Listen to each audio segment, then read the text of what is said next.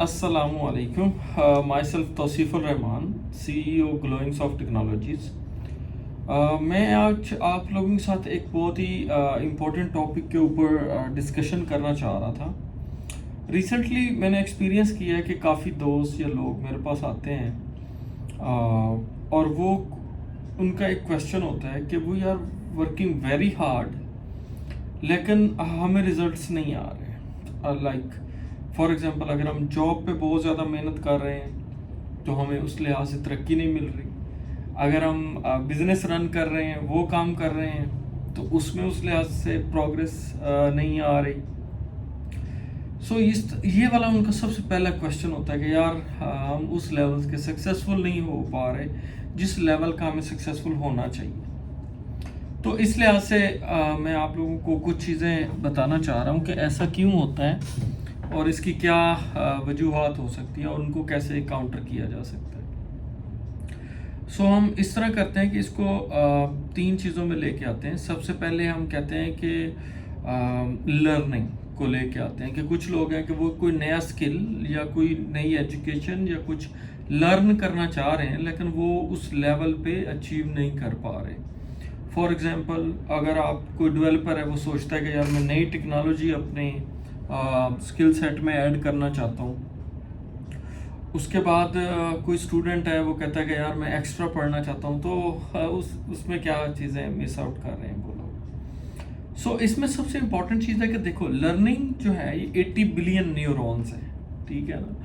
तो ये किसी एक डायरेक्शन में चल रहे होते हैं। जब आप इनको फ़ौरन पुश करते हैं कि यार इस डायरेक्शन में आ जाओ, तो वो उनके लिए इम्पॉसिबल होता है। हम ये कहते हैं कि ठीक है, आज हम 8 घंटे ये काम करेंगे या 10 घंटे ये काम करेंगे या ये स्किल सीखेंगे या ये पूरा वीकेंड लगा देंगे। तो एज अ ह्यूमन बीइंग एक नई चीज़ को अडॉप्ट करना हमारे माइंड के लिए पॉसिबल नहीं होता। वी नीड सम टाइम कि हम उस स्किल को सीखें। तो पहली बात तो ये है कि जब भी आप लर्निंग मोड में हो तो उसके स्टेप्स बनाएं, अपना माइंड सेट बनाएं। इनिशियली उसको 20 मिनट्स, 30 मिनट्स, 1 आवर इस तरह ग्रेजुअली लेके चलें तो आपकी लर्निंग ऑब्वियसली एक पाथ पे आ जाएगी। और सेकंड चीज़ एक और है।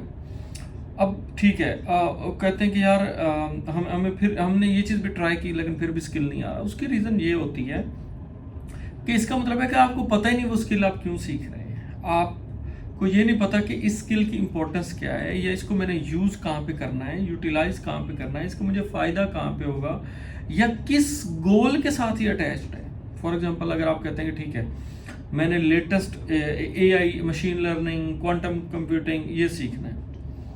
क्यों सीखना है? कि आप कोई प्रोडक्ट बनाने लगे हो, उसमें आपने यूज़ करना है। आप फ्रीलांसिंग कर रहे हो, उसमें आपने यूज़ करना है। आप कोई स्टार्टअप लेना चाह रहे हो, उसमें आपने यूज़ करना है। तो हमेशा लर्निंग को एक गोल के साथ अटैच करें तो ऑटोमेटिकली आपका माइंडसेट बनेगा और आप फिर उसको लर्न करना आपके लिए बहुत ईजी हो जाएगा।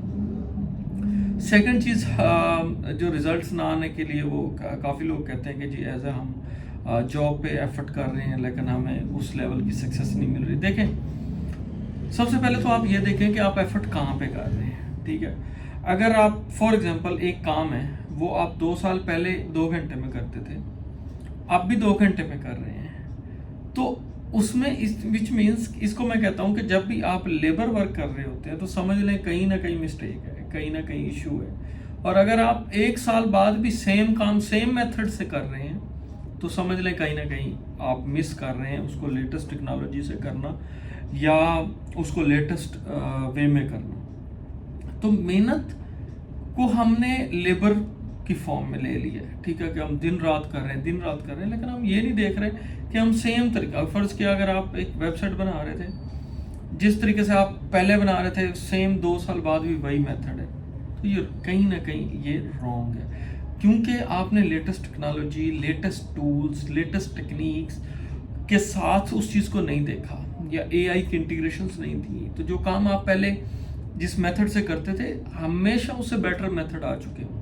सो अपग्रेड योरसेल्फ। तो आप मेहनत सिर्फ एक डायरेक्शन में ना करें, काम काम काम, आप खुद को स्किल्स के साथ अपग्रेड करें और हमेशा एक पैरामीटर रखें कि ये काम मैंने कितने आवर्स में किया है, चाहे वो डिज़ाइन का हो, चाहे डेवलपमेंट का हो, चाहे लर्निंग का हो। हमेशा टाइम लॉग करें अपना, ठीक है। अगर आप टाइम को ज़हन में रखेंगे तो उसका फ़ायदा आपको ये होगा कि नेक्स्ट टाइम जब आप करेंगे तो आपको पता होगा कि यार मैंने ये काम लास्ट टाइम इतने टाइम में किया था। उसको हमेशा रिड्यूस करना है आपने, ठीक है। तो ये वर्क के ऊपर मेहनत के हवाले से है कि आप अपने इनोवेटिव वो देखें। थर्ड कंपनीज या स्टार्टअप्स या जिनके वो कह रहे हैं कि जी हम बहुत मेहनत कर रहे हैं, बहुत मेहनत कर रहे हैं, रिजल्ट्स नहीं आ रहे, तो आपको भी पता है कि रिजल्ट्स में टाइम लगता है, और अगर टाइम भी गुजर चुका है फिर भी नहीं आ रहे, तो इसका मीन है कि आप अपने प्रोसेस को ऑप्टिमाइज़ करें, चीज़ों को ऑटोमेट करने की कोशिश करें। आपको पता है ना कि अगर आप 100% एफर्ट करेंगे तो नॉर्मली उसका 6 to 10% आपको रिटर्न मिलता है इनिशियली, ठीक है। तो ये एक रेशियो है। तो इसलिए आप अपनी एक्सपेक्टेशंस को इस लिहाज से भी जज करें कि यार मैं इतनी मेहनत कर रहा हूँ, इसका मतलब अगर आपने वो 6 to 10% को बढ़ाना है तो आप 100% से भी ज़्यादा आप अपने आप को करना पड़ेगा और एफर्ट करनी पड़ेगी। तो इसलिए हिम्मत नहीं हारें, छोटी छोटी चीज़ों में देखें कि यार कहाँ टाइम वेस्ट हो रहा है, ये काम हम पहले कितने टाइम में कर रहे थे, अब कितने टाइम में कर रहे हैं, क्या हमने इसमें कोई नए टूल्स यूज़ किए, क्या हमने कोई इसमें ऑटोमेशन लेके आए, क्या हमने इंडस्ट्री के एक्सपर्ट से कोई राय ली, क्या हमने किसी मेंटोर से बात की, किसी कंसल्टेंट से बात की। तो हमेशा चीज़ों को अपनी थॉट से ना चलाते रहें, बाहर निकलें, लोगों से बात करें, दूसरे लोगों के केस स्टडीज़ पढ़ें, पॉडकास्ट सुनें सक्सेसफुल सीईओज़ की, तो फिर आपको आइडिया होगा कि यार फिगर आउट करने में आपको आसानी होगी कि आप कहाँ मिस कर रहे हैं। तो आज हमने 3 चीज़ें डिस्कस की हैं कि एज ए स्टूडेंट या एज ए लर्नर आपको अपनी लर्निंग को किसी गोल के साथ अटैच करना है, तो आप और उसको स्लोली लेके चलना है। सेकंड जो हमने बात की कि अगर आप जॉब पे हैं कहीं पर भी, तो आप अपने आवर्स को ट्रैक करें, देखें कि यार एक काम आपने लास्ट वीक किया था, लास्ट मंथ किया, तो कितना टाइम लगेगा ना, अब आपको कितना टाइम लग रहा है, तो वो ग्रेजुअली कम होना चाहिए। उसमें आप इनोवेशन लेके आएँ, ऑटोमेशन लेके आएँ, अपने कोड बेस बनाएं, अपने बॉयलर प्लेट्स बनाएं जो आपके काम को स्पीड अप करें। मेहनत का ये मतलब नहीं है कि आप सेम काम कर रहे हैं, मेहनत का मतलब ये है कि आप अपने काम के प्रोसेस को ऑप्टिमाइज कर रहे हैं ताकि नेक्स्ट टाइम जब आप करें तो कम टाइम लगे। और तीसरा, एजेंसी ओनर्स के लिए जो हमने बात की है कि आपको 100% मेहनत का 6 to 10% सिर्फ रिटर्न मिलेगा। आप सोच रहे होंगे कि सम टाइम यार हमने $100 की मेहनत की, हमें $100 मिल गए, लेकिन ये है कि अगले 4 प्रोजेक्ट्स में हो सकता है आपको वो 100% मेहनत करें, उसका 10% मिल रहा हो, 5% मिल रहा हो, तो वो एक एवरेज बन जाती है, ठीक है। तो इसलिए हिम्मत नहीं हारें, चीज़ों को बैलेंस करें और आगे बढ़ते रहें। और एक लास्ट टिप मैं आपको दूंगा कि काफ़ी लोग कहते हैं कि यार मैं परेशान हूँ, तो उसकी एक ही वजह कि आप सीख नहीं रहे। अगर आप सीख रहे हैं ना तो फिर आप परेशान हो ही नहीं सकते, क्योंकि आपके पास लेटेस्ट नॉलेज आ रहा होता है, जो कि लेटेस्ट स्किल आ रहा होता है, जो कि मार्केट की डिमांड होती है। तो आप एब्सोल्यूट नॉलेज पे बैठे होते हैं, टाइम गुजर रहा होता है, तो फिर आप कहते हैं कि यार मैं परेशान हूँ। अब इसमें यह है कि ऑलमोस्ट रिसेंटली मैं एक आर्टिकल देख रहा था, उसमें यह था कि यार एवरी 2 years आपका 50% नॉलेज एक्सपायर हो जाता है। लेकिन आप यूनिवर्सिटी में हैं तो आप 3rd ईयर में गए हैं तो समझ लें 4th ईयर में आए हैं, ग्रेजुएट हुए हैं, तो जो पहले 2 साल आपने पढ़ा है बेसिक्स तो वही रहेंगी, लेकिन एक एग्जाम्पल दे रहे हैं हम कि जी आपका एवरी 2 years 50% नॉलेज जो है वो एक्सपायर हो जाता है।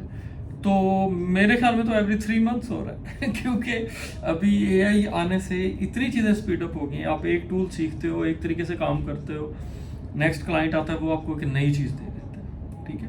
तो अब कंटिन्यूसली सुबह जल्दी उठें और उठते ही आर्टिकल्स पढ़ें, ठीक है, लेटेस्ट AI के आर्टिकल्स पढ़ें। आप किसी भी फील्ड में हैं AI को स्टडी करें।